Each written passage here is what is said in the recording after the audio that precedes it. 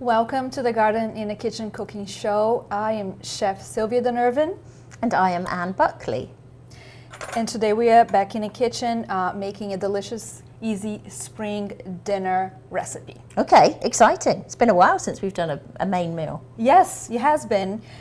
This recipe is fairly new on my website, but it's becoming quite popular. And whenever that happens, I try to understand why, as opposed to, another recipe. And I mean, so the recipe is fried cabbage and sausage, which I made for back in St. Patrick's Day. Okay.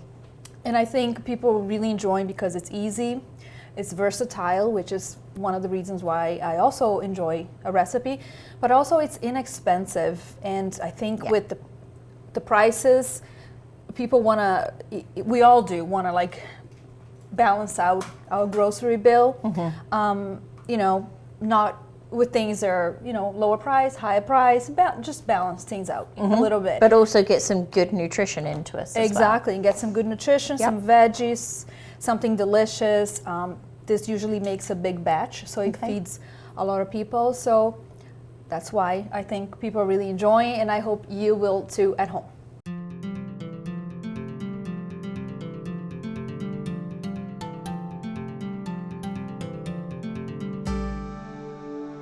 So let's get started. Okay. Okay. I want to make a note about this recipe. I have not measured anything. As you can see, it's not my usual. Yes. So all of my ingredients are here, but they're not measured, so it's going to be hands-on. And exactly as our viewers would be doing it in their kitchen. Right. So I actually like that, Sylvia. I think that's a great opportunity for the viewers to see how you do it as you go as well. I'm glad. I'm definitely glad. And this is very much like I would just be cooking in my kitchen without the cameras. So okay, let's go. Let's go. Let me turn on my little cooktop here. So I have a large skillet here, fairly deep, because we have volume here from the cabbage. And the first thing we're going to do is toast the bacon. Okay. So the recipe calls for 3 slices of bacon. We're just gonna cut that in small bits. Okay. And then cook that in here. So let me grab.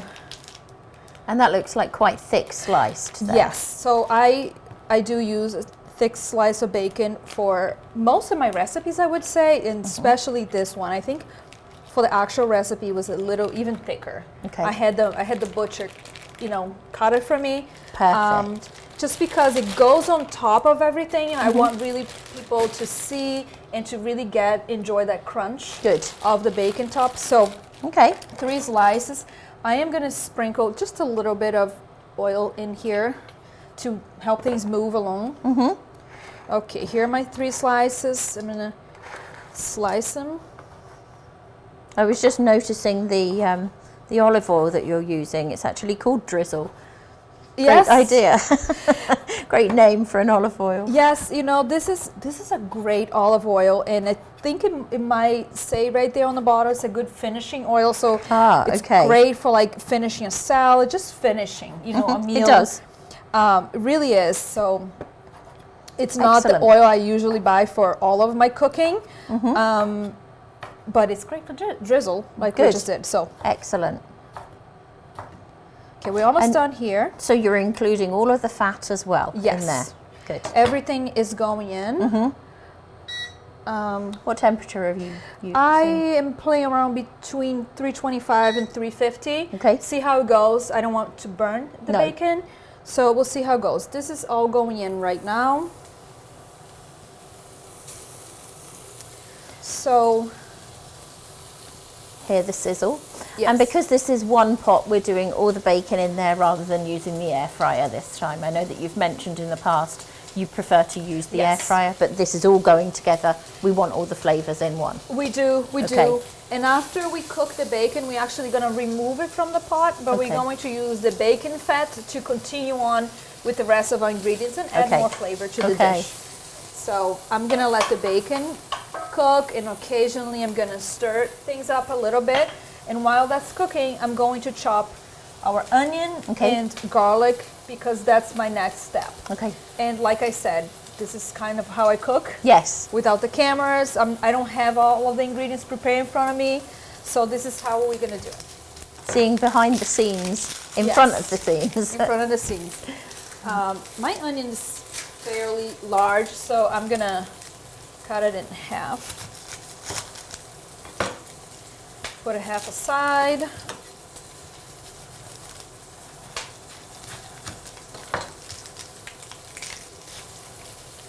A lot of layers to peel here. Lots of layers. A lot of layers. Okay, we're good now. Quick clean up. See how the bacon is toasting pretty good? Especially in the middle, so just gotta keep this moving because I don't want burnt bacon, just crispy. I'll move them to the sides a little bit. Got it? Okay. Just chop the onion, you know, dice it fairly small. And the onion doesn't bother you, Sylvia. I would be streaming by now, It kind I of think. does, you know. Okay.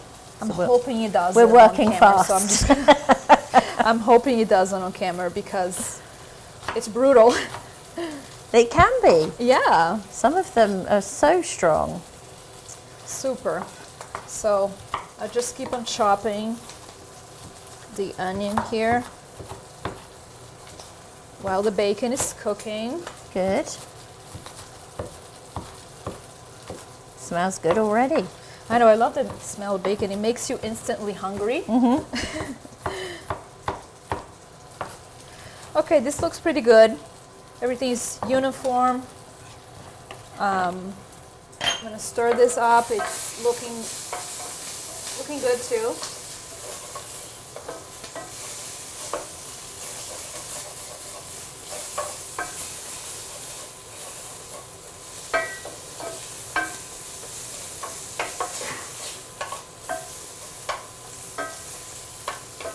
Okay, garlic.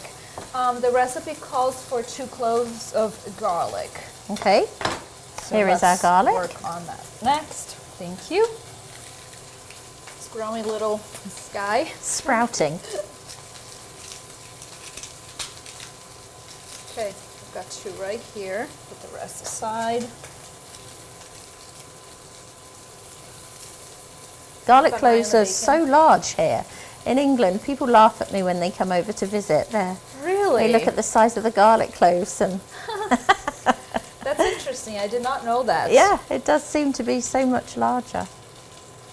Now I'm curious to know what they are like in Brazil because I don't remember. Right. That's funny. Bringing all of our multicultural experience to the show. It is interesting. I really do enjoy learning about Yeah. all kinds of things, the difference between the cultures and all. Okay.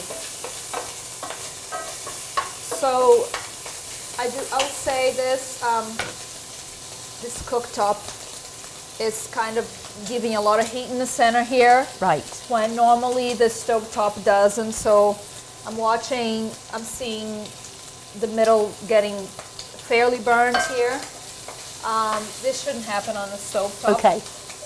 At least it hasn't for me. I use the same pan to make the recipe, and Okay. so I'm guessing it's just the cooktop, the way how it distributes heat. It's Right. not going to the side. So, but it's okay.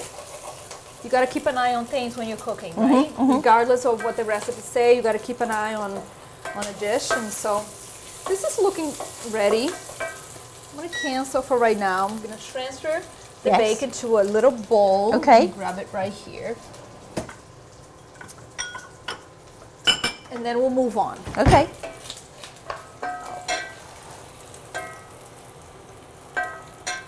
So cabbage is not usually a popular vegetable in our house.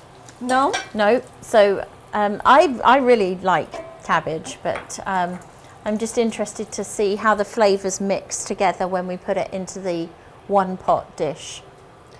It is, I have to say, it's not very popular at my house either, but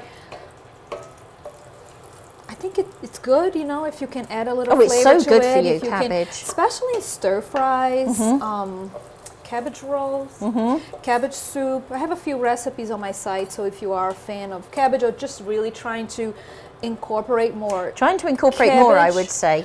to your meals, check on the website and Okay. go to the search bar and just type in cabbage, and all of the cabbage recipes should be able to populate. Okay. And then you can choose something you like. Great.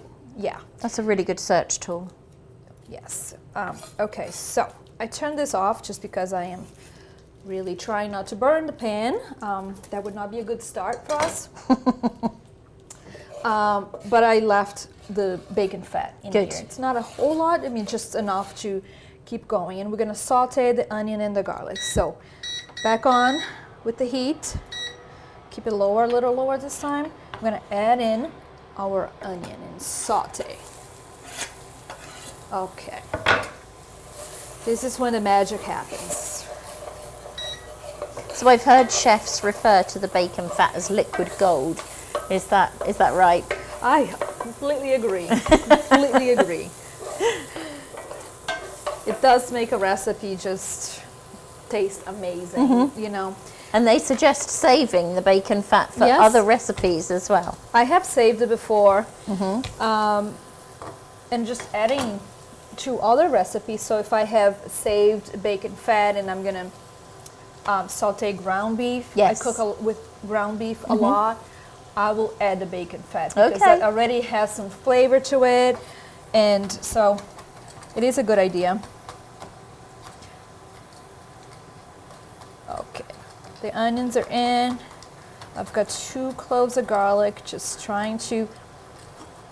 And you could use a mincer or a Yes. chopper for this, would you? You can use the press, Yep. the garlic press, a mincer, or even a pre-minced garlic. Okay. You know, the jar garlic that you can find in the store. It's so handy. It's super Yep. handy. You know, if you're trying to cut down time and make your cooking easier. Yeah. Absolutely, there are options. Great. Yes. Okay. The garlic, the onion is sauteing. Next, I'm adding in the garlic, the fragrance, Yes. as I would say, the base to so many recipes, right? This is the base of so many recipes. So, okay. Let's see. This is a fairly new recipe, so I gotta check my own recipe. Good. Yeah, that tells us how new to it we are, Silvia. So you're gonna saute until golden brown. That's about a couple of minutes. Then we're going to stir in the sausage.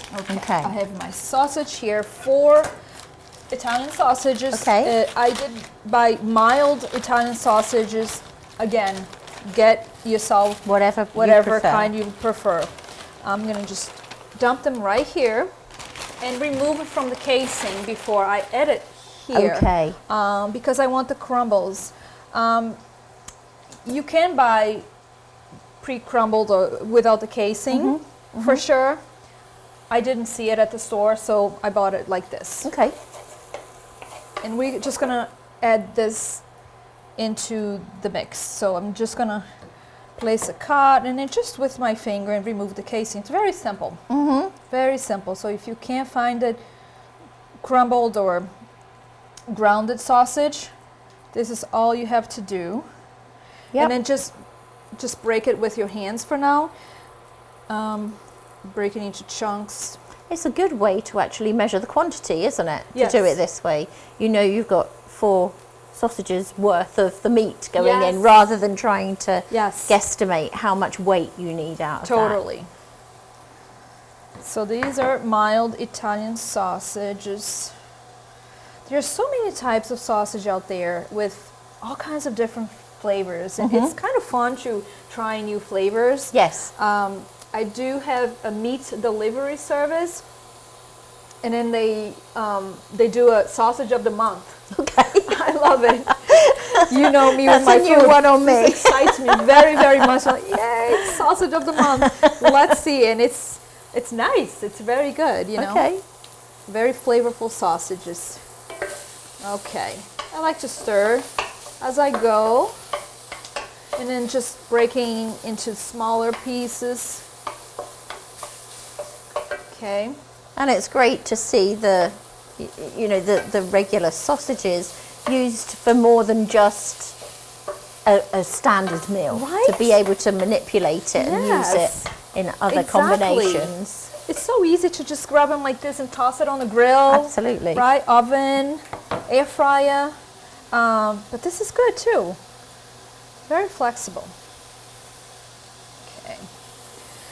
Also, when I went to buy this sausage, the butcher guy said chicken or pork. This is pork sausage, but then you have the option of getting chicken sausage too. Or ground chicken. I mean, how versatile. You could use ground chicken, ground beef, ground turkey, sausage. There's no excuse. Oh, I don't like sausage for this recipe. Let's turn it off. Let's not turn it off. Let's switch our ingredients and continue on with our recipe. Or use what we need to use up in the fridge. Yes. Yep. All right, last sausage going in. See how That's a lot of meat. Yeah. See how like I stir in between? You know, it helps because if I put all the sausage in, then I'm going to be overwhelmed. They're burning, and I'm not moving quick enough to break them down. So this helps. Okay, on to the last sausage. And I'm not seeing a lot of fat come off of them either. Right. No, it's fairly dry. Just enough fat to keep things moving. Okay. Good. So, to our sausage, we're going to cook until it's no longer pink. Okay. So until it's fully cooked. Then we're going to season it. Let me rinse my hands so we can keep going. Move on to the next part. And the smells are coming through and we can see the steam coming. Yeah, it's all coming together. Beautifully, right? Okay. So, a lot of the sausage is already cooking through because you see it. It's no longer pink, but obviously we still have some sausage that needs to cook down. Maybe I will turn the heat up. So just play around with the heat on your own stove top. Absolutely. Keep your eye on the pan and see, you know, especially because everyone's stove and pan are different. Even the combination. I'm using a, this is a large cast iron. It's a heavy pan. Okay. So if you're using a thinner skillet, it's going to cook faster too. Got it. So definitely keep an eye on. But generally, we cook this on medium heat. Okay. Just to keep control of things. Medium, high might burn things a little bit. So it's looking good here, and I'm gonna go ahead and measure our seasoning, which are salt and pepper. Coming up. So let's add that in.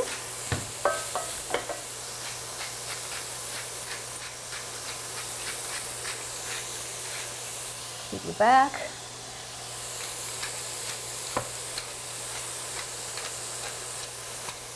Pepper. Okay. I'm gonna need some paprika. Okay. So I have a teaspoon here. Just gonna add in some paprika. Actually, this is a brand new bottle, so I'm gonna crack this open.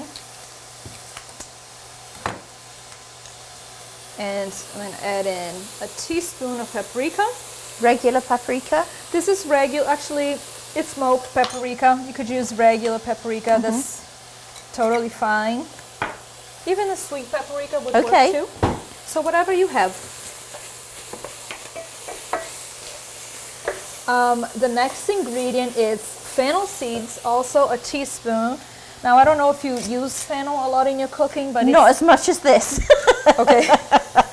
This is for my tea. Okay. I love fennel tea, so I usually keep a whole bunch. Okay.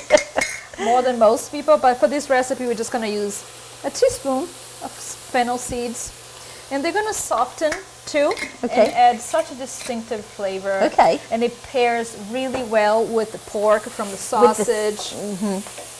With the sausage meat, absolutely. Yeah. Now, if you don't have fennel, don't bother going out of your way. It's really not gonna change that recipe that much, but it does add a nice sweet taste to it. It balances everything. It's great. Okay, our last seasoning here, let me turn the heat down. Okay. It is tomato paste or, what is this called? Sun-dried tomato. Sun-dried tomato. Right? So tomato paste is the ingredients, but if you happen to have sun-dried tomato, use that up because it's going to add even more flavor to it. Got it. I'm going to add the sun-dried tomato because I have it. I don't feel like I have, well, let's check it. I might have just enough for the recipe, but I can always add in a little bit of tomato paste if I don't have enough. So let's see. And my guidance here is basically distribution. I want to make sure that all the sausage got coated evenly with sun-dried tomato. If I feel like it didn't quite do it, then I will add a little bit of tomato paste or more of it if I had more. But I'm quite happy here. I feel like we had enough of sun-dried tomato. Everything looks nicely coated. Okay. So the next thing here, it will be to add the cabbage. So I lower the heat while I work on this head of cabbage. Okay, got it. Now, when I was making this recipe for the blog, my cabbage was smaller. This is a big cabbage, so I might just use half of it, or maybe a little bit more. I was able to find a little cabbage.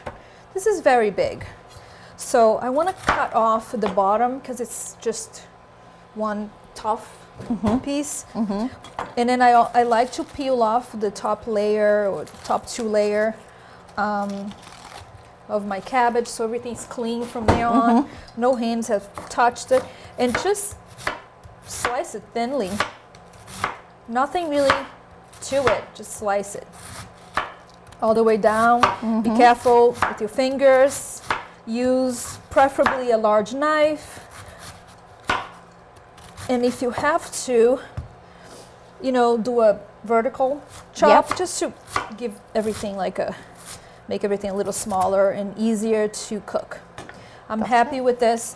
I'm just gonna add everything right here. Okay. And at this point, I'm gonna move the heat a little up, a little higher. Okay, here's another tough piece. I'm making a mess here. Don't we all? It's part of the job. This is very neat. It's very neat. By my standards, things would be splattered everywhere. But that's what cooking's about. Yes. Chef's prerogative. Yeah. Okay. The heat has come on. I can hear it. Just another vertical chop here. Doesn't have to be perfect because the cabbage is going to cook down, and then you will not see the shape of it. Okay. So it doesn't matter. Okay. Great. Everything's in. Gonna give all of it a good toss. At this point, I know my sausage is fully cooked, so I want to get the cabbage down. So turn things around a little bit. This takes a little time and patience, and it is a hands-on recipe, which is, I feel like we do a lot of hands-off recipes. This is a hands-on. But it's still very quick to come together. Yes. So from scratch, we literally saw this come together from ingredients in their raw form to preparation to creation. To the plate. It's awesome. Great. So I am tossing everything in, mixing everything up, and then what we're gonna do next is cover it. Okay. Because then this is going to, once we cover, this is going to retain the heat in the pan. The heat's gonna circulate, soften the cabbage quicker than if it wasn't covered, if it wasn't covered. We do have to stir often. Okay. So stay nearby.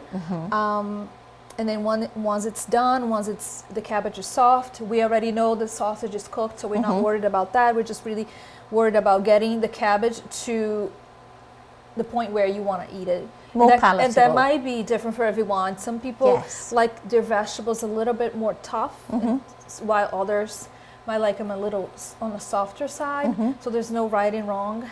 Okay. At this point, you stop when you feel like you're happy with. And then you can always adjust the seasoning, salt and pepper. At this point, we seasoned earlier on. You can always adjust at this point. And then we're gonna top everything with the bacon and be ready to eat. So right now we're gonna take a break while this cooks down, and then come back, finish the recipe, taste it, and go from there.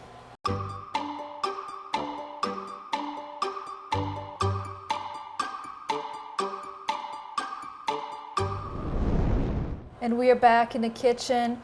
Our sausage and cabbage has had about 5 to 7 minutes to cook down. The top was on the whole time. I stirred 3 or 4 times to make sure it's not burning, everything is moving around good, and it's perfect.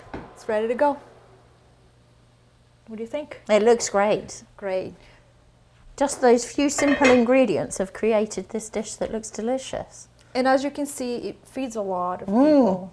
It would. Yes, I think so. It's even though it's not a heavy meal, you know, but it's a good amount, and you can play around to add more sausage or less sausage, more cabbage, less cabbage, and whatever mix works best for you. Of course. Okay, so let me get it ready for us to serve.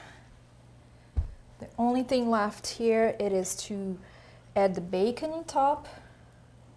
I think the bacon is a good addition to it. I mean, the meal itself would have been good, but I think having the crispy bacon on top is just makes it Something that much extra. better. And we're going to use all of it. There you go. Lovely. This. And any more seasoning, or are we sticking with I haven't the tried. pre-season? So right. So you try and see. Okay. Good. For right now, I'll just let you decide when Okay. you try yours if it needs a little bit Lovely. more seasoning, but let me serve you some in. Thank you. Okay. Looks great. Looks really substantial. That's perfect. Thank you. Yes, there's salt and pepper there. And it's very hot. Be careful. It is hot. I can see Yes. the steam coming off, but it smells delicious. I can actually smell the fennel a little bit. The can. fennel has a quite distinctive scent to it. It's lovely, and I can smell a little bit of it. So that's nice. I think it's nice. It is. I'm gonna add a little fresh I'm pepper gonna to mine. taste first. Okay.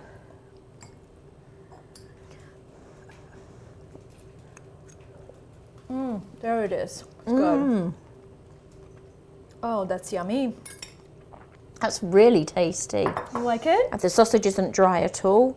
It all blends perfectly. Lovely. Right. And you notice I didn't add any liquid to it, no broth. Exactly. So the cabbage has a lot of moisture, and as it cooks down on medium-low heat. So Yes. once you add the cabbage, you do want to turn it down to medium-low heat, and the cabbage will release enough moisture that you can Yes. see the dish has, it's not dry. No, it isn't dry at all. But if you're wondering, or if you like something a little bit more on the On the wetter wet side. side, just add a quarter of a cup, couple tablespoons of water or vegetable broth.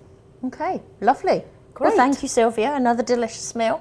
You're very welcome. I'm glad you enjoyed, and I hope you enjoyed this recipe at home, and I'll see you next time.